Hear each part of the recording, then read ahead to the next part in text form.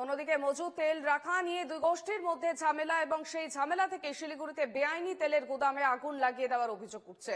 বুধবার রাতে আগুন লাগিয়ে দেওয়া হয় বলে অভিযোগ ওঠে এবং মুহূর্তের মধ্যে ছড়িয়ে পড়ে আগুন।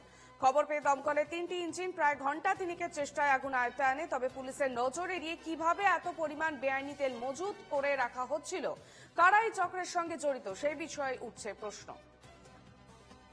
শিলিগুড়িতে মজুদ তেলের গুদামে আগুন এবং এই ঘটনাকে কেন্দ্র করে দুগোষ্ঠীর মধ্যে ঝামেলা এবং সেই ঝামেলা থেকেই শিলিগুড়িতে বেআইনি তেলের গুদামে আগুন লাগিয়ে দেওয়ার অভিযোগ উঠছে।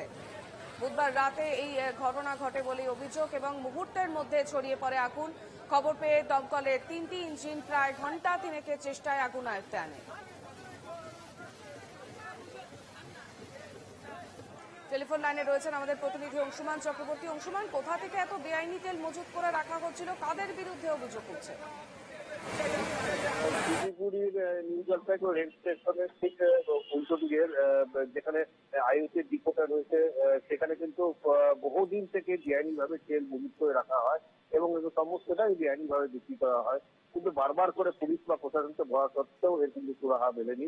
যদিও মাঝে মাঝে পুলিশ সেখানে যায়, ধরপাকড় করে, কিন্তু বেআইনি তেলটা মজুত করে রাখাই হয়। মূলত ইন্ডিয়ান অয়েলের যেসব গাড়িগুলো তেল খালি করতে আসে, সেই সব গাড়ি থেকে তেলগুলো চুরি করে এখানে বেআইনি করে মজুত করে রাখা হয়।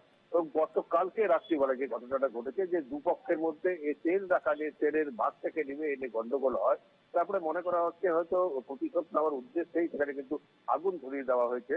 যে বেআইনি ভাবে তেল যেখানে রাখাগুলো ছিল, এই স্বাভাবিকভাবে আগুনটা লাগার মধ্যে কিছুক্ষণের মধ্যে সেখানে দাউ দাউ করে জ্বলে ওঠে।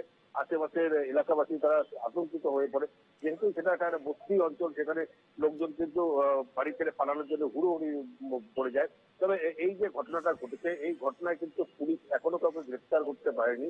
যে এখানে বেআইনি ভাবে তেলটা মজুত করে কেন রাখা হচ্ছে, কিসের জন্য রাখা হচ্ছে, পুলিশকে বারবার বলা করতে হয়নি। তবে এই নিয়ে কিন্তু এখন একটি সরগোল চলে গেছে। যেহেতু দুপক্ষের মধ্যে গন্ডগোল, দুপক্ষের গন্ডগোলের ফলে এই আগুন, এই নিয়ে কিন্তু বারবার প্রশ্ন উঠছে, তাহলে বেআইনি ভাবে তেলটা মজুত রাখা সত্ত্বেও পুলিশ কেন ব্যবস্থা নিচ্ছে। ধন্যবাদ অংশুমান।